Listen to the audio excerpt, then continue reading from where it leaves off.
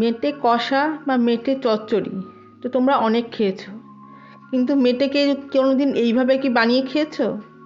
দেখো, আমি নিয়ে এসেছি মেটের একটা দারুণ রেসিপি। অবশ্যই এটা কিন্তু চিকেনের লিভার, সেটা কিন্তু প্রথমেই বলে দিচ্ছি। তো তোমরা স্কিপ না করে পুরোটা দেখতে থাকো, আশা করছি তোমাদের ভালো লাগবে। নিয়ে এসেছি মশালা মেটে, যেটা কিনা বানানো কিন্তু ভীষণ সহজ। ভাতের সাথে হোক, রুটির সাথে হোক, বা পরোটার সাথে, কিংবা পোলাও বা ফ্রাইড রাইস, সব কিছুর সাথেই কিন্তু খেতে লাগবে অসাধারণ। তো হ্যালো বন্ধুরা, কেমন আছো? আশা করছি সবাই ভালো আছো। আমার চ্যানেলে সবাইকে স্বাগত। যারা আগে থেকেই ছিলে এবং যারা নতুন এসেছো, পাশে থাকার জন্য তাদের অসংখ্য ধন্যবাদ। প্রথমবার দেখলেই সাবস্ক্রাইব করার অনুরোধ থাকলো। তো দেখো, এখানে আমি চিকেনের লিভার নিয়েছি, আর লিভারটা কিন্তু ভালো করে ধুয়ে এবং জলটা কিন্তু খুব ভালো করে ঝরিয়ে নিয়েছি, এবং তারপরে কিন্তু পাতলা করে কেটেও নিয়েছি। আগেই পাতলা করে কেটে নিয়েছিলাম। আচ্ছা, এখন কিন্তু এটাকে একটু ম্যারিনেট করে আমরা নেব। দিয়ে দিলাম অল্প পরিমাণে লবণ এবং হলুদ। দেখো, লবণ হলুদ দিয়ে কিন্তু ভালো করে প্রথমে আমি মাখিয়ে নিচ্ছি, এবং এরপরে আমি দিয়ে দিচ্ছি 100 গ্রাম টক দই। 100 গ্রাম টক দই দেওয়ার পরে কিন্তু বেশ ভালো করে সেটাকেও কিন্তু মিশিয়ে নেব। কিন্তু তার আগে আমি দিয়ে দিচ্ছি 1 চামচ গোলমরিচের গুঁড়ো। এই গোলমরিচের গুঁড়োটা দেওয়ার ফলে কিন্তু স্বাদটা অসাধারণ হয়। এবং এইভাবে দেখো, সমস্ত জিনিসগুলো কিন্তু খুব ভালো করে আমরা মিশিয়ে নেব, এবং যথারীতি আমরা কিন্তু রেস্টের জন্য রেখে দেব। আর ম্যারিনেট করার জন্য কিন্তু এখানে আমাদের আর কিছুরই প্রয়োজন পড়বে না। রেখে দিলাম রেস্টের জন্য 30 মিনিট।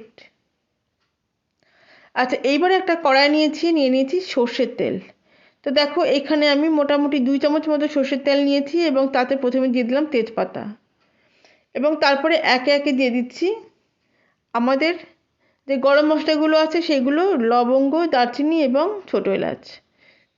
তিন চারটে করে করে আমি দিয়েছি, এবং সেটা কিন্তু 30 মিনিট মতো একটুখানি আমরা লো ফ্লেমে একটুখানি নেড়ে নেবো, যতক্ষণ না পর্যন্ত একটা সুন্দর গন্ধ বেরোয়। আর এরপরে আমি দিয়ে দিচ্ছি 2 চামচ রসুন বাটা। আর রসুন বাটা দিয়েও কিন্তু গ্যাসটা কিন্তু লো ফ্লেমেই রয়েছে, এবং যথারীতি নেড়ে দিতে হবে যতক্ষণ না পর্যন্ত রসুনের কাঁচা গন্ধটা চলে যায়। দেখো, কাঁচা গন্ধটা চলে গেছে, এবং দেখো রসুন থেকে তেল কিন্তু ছেড়ে গেছে। এই অবস্থাতে আমি এখন দিয়ে দেব 2 চামচ আদা বাটা। তো এই আদা বাটাটা দিয়েও কিন্তু যথারীতি আবার একটু নেড়ে নিতে হবে, যাতে আদারও কাঁচা গন্ধটা চলে যায়, এবং গ্যাসের ফ্লেমটা কিন্তু লোতেই থাকবে। এবং দেখো, সবগুলো দিয়ে ভালো করে মিনিট খানেক মতো নাড়বার পরে থেকে আস্তে আস্তে দেখো তেল ছেড়ে দেওয়া শুরু করে দেবে। এবং এখন একটা বড় পেঁয়াজকে কিন্তু কুচি করে নিয়েছি, এবং সেই পেঁয়াজটা দিয়ে কিন্তু এখন আমি নাড়িয়ে দেব। এখন গ্যাসের ফ্লেমটাকে আমি মিডিয়াম করে দিয়েছি, এবং পেঁয়াজটা দিয়েও কিন্তু 1-1.5 মিনিট নাড়বার পরেই কিন্তু আমি দিয়ে দিচ্ছি অল্প পরিমাণে লবণ এবং হলুদ। এই লবণটা দেওয়ার ফলে পেঁয়াজ থেকে জল বেরোতে থাকবে, এবং পেঁয়াজটা কিন্তু তাড়াতাড়ি কুকও হয়ে যাবে। তো দেখো, সেইভাবেই আমি কিন্তু পেঁয়াজটাকেও এখন একটু নাড়িয়ে নেব, এবং একটু ধৈর্য ধরে নাড়াতে হবে যতক্ষণ না পর্যন্ত পেঁয়াজটা কুক হয়ে যায় এবং পেঁয়াজ থেকে তেল ছেড়ে দিতে শুরু করে।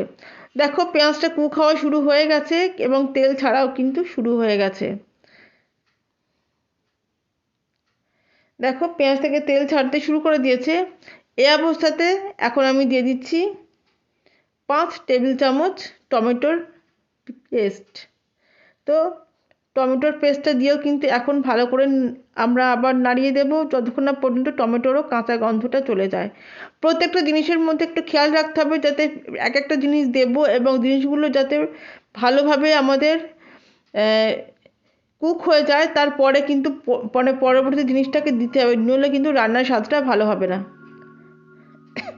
এখন দেখো, সবগুলোই দেওয়া হয়ে গেছে এবং সেগুলো কুকও হয়ে গেছে। এখন তাই দিয়ে দিচ্ছি ম্যারিনেট করার যে লিভারটা ছিল চিকেনের, ঠিক সেইটা। তো চিকেনের লিভারটা দিয়ে প্রথমে কিন্তু গ্যাসের ফ্লেমটাকে আমি লোতেই রাখবো, কেননা যেহেতু দই দেওয়া আছে, যাতে কোনোভাবেই দইটা ফেটে না যায়।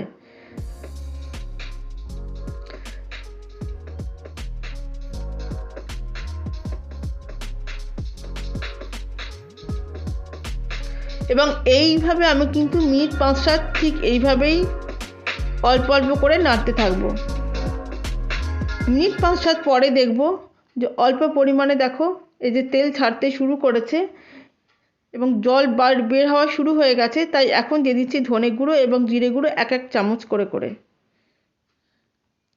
তো ধনে গুঁড়ো আর জিরে গুঁড়োটা দিয়ে পরেও দেখো অবশ্যই ভালো করে এখন নেড়ে নেব।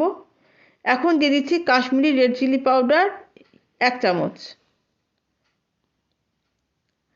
তো দেখো সেটা দিয়েও ভালো করে কিন্তু মিশিয়ে নিচ্ছি।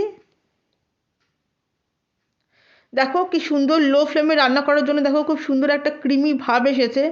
হাই ফ্লেমে রান্না করলে কিন্তু সেই জিনিসটা আসবে না, আর স্বাদটাও কিন্তু ভালো হবে না। এখন লো ফ্লেম রেখেই আবার কিন্তু ঢাকা দিয়ে দেব মিনিট 7-8-এর জন্য। 7-8 মিনিট পরে আমি খুলছি। দেখো কি সুন্দর ক্রিমি ভাব এসেছে এবং দেখো কি উপর থেকে দেখতে কত সুন্দর লাগছে। তো দেখো প্রথমেই কিন্তু ঢাকাটা খুলে আমি নেড়ে দেব। আর এখন কিন্তু দিয়ে দেব কয়েকটা কাঁচা লঙ্কা। কাঁচা লঙ্কাগুলো কিন্তু এখানে চেরা আছে। তো চেরা কাঁচা লঙ্কাটা দিয়েও দেখো ভালো করে একবার নেড়ে দিচ্ছি আমি। এখনো পর্যন্ত কিন্তু বাইরে থেকে কোনো রকমের জল কিন্তু এখানে ব্যবহার করা হয়নি। আচ্ছা দেখো এরপরে আমি দিয়ে দিচ্ছি 15টা কাজু বাদাম বাটা। এখন কিন্তু গ্যাসের ফ্লেমটা একদম লো ফ্লেমে আছে এবং কাজু বাদাম বাটাটা দেবার পরেও কিন্তু অবশ্যই একটুখানি নেড়ে দেব। এবং কাজু বাদাম বাটা দেবার ফলে কিন্তু এখন কিন্তু তলায় লেগে যাওয়ার একটা সম্ভাবনা থাকে, সেজন্য গ্যাসের ফ্লেমটা কিন্তু আর বাড়ানো যাবে না। সেই কারণের জন্য এখন লো ফ্লেম রেখে 5 মিনিটের জন্য একটুখানি আমরা ঢাকা দিয়ে দেব। তো মিনিট 5 পরে আমি ঢাকাটা খুলছি। তো ঢাকাটা দিয়ে খোলার পরে প্রথম যেটা কাজ সেটা হচ্ছে তলা দিয়ে ভালো করে নেড়ে দেওয়া, যাতে তলাতে কোনোভাবেই লেগে না যায়। এই জিনিসটা কিন্তু একটুখানি মাথায় রাখতে হবে। তো যথারীতি দেখো একটুখানি নেড়ে নিচ্ছি এবং দেখো কাজু বাদাম দেওয়ার ফলেও কিন্তু আরও সুন্দর ক্রিমি ভাবটা আরও বেড়ে গেছে। এবং এখন আমি উপর থেকে দেখো ক্রাশ করা কসুরি মেথি সেটা কিন্তু দিয়ে দিলাম 1 চামচ। তো সেই কসুরি মেথিটাকে দিয়েও কিন্তু ভালো করে একটুখানি মিশিয়ে নিচ্ছি। এই কসুরি মেথি দেওয়ার জন্য খুব সুন্দর একটা ফ্লেভার আসে, যেটা কিন্তু খেতে লাগে অসাধারণ। এখন আমি দিয়ে দেব, এখানে আমি দিয়েছি 2 চামচ মতো ঘি। 2 চামচ ঘি আমার দেওয়া হয়ে গেল। আর দেবার পরেও কিন্তু সেটাও কিন্তু ভালো করে মিশিয়ে নিলাম। এখন উপর থেকে আরও কয়েকটা কাঁচা লঙ্কা দিয়ে দিলাম। এই কাঁচা লঙ্কাগুলো কিন্তু চেরা নয়, এরকমই দেওয়া আছে। যার প্রয়োজন তিনি কিন্তু সেটা যাতে তুলে নিয়ে খেতে পারেন, ঠিক সেই কারণের জন্য। তো দেখো সব কিছু দিয়ে ভালো করে নেড়ে দিলাম। আর এখন কিন্তু রান্নাটা শেষের দিকে। দেখো গ্যাসের ফ্লেমটা কিন্তু আমি দেখো লো ফ্লেমে এতক্ষণ নাড়ছিলাম এবং ফ্লেমটা কিন্তু এখন আমি অফ করে দিলাম। দেখতেই পেলে বাইরে থেকে কোনো জল আমাদের লাগলো না, অথচ সুন্দর ক্রিমি মশলা মেটে আমাদের তৈরি হয়ে গেল, যেটা কিনা বানানো ভীষণ সোজা আর স্বাদে কিন্তু অপূর্ব। আর রান্না করাটাও কিন্তু ভীষণই সহজ, যে কেউ রান্না করতে পারবে। তাই এখন গ্যাস অফ করে দিচ্ছি এবং ঢাকা দিয়ে দিচ্ছি 10 মিনিটের জন্য। 10 মিনিট পরে আমি সার্ভ করব। দেখো মিনিট 10 পেরিয়ে গেছে এবং এখন আমি কিন্তু সার্ভ করে দিচ্ছি আমাদের মশলা মেটে। তোমাদের কেমন লাগলো তোমরা অবশ্যই কমেন্ট করে জানিও। দেখতেই পেলে যে কত সহজে এটা বানিয়ে ফেলা গেল, যেটা কিন্তু রুটির সাথে হোক, পরোটার সাথে হোক, ভাতের সাথে হোক, পোলার সাথে হোক বা ফ্রাইড রাইসের সাথে হোক, সমস্ত কিছুর সাথে কিন্তু খেতে লাগবে অসাধারণ। তোমাদের কেমন লাগলো তোমরা অবশ্যই কমেন্ট করে জানিও। ভালো লাগলে লাইক এবং সাবস্ক্রাইব করার অনুরোধ থাকলো। আর পাশে রাখা বেল আইকনটা কিন্তু তোমরা প্রেস করতে ভুলো না, তাহলে সমস্ত নোটিফিকেশন আগে তোমাদের সাথে কাছে চলে যাবে। দেখার জন্য রইল অসংখ্য ধন্যবাদ। সবাই ভালো থেকো, আবার ফিরে আসবো নতুন কিছু নিয়ে।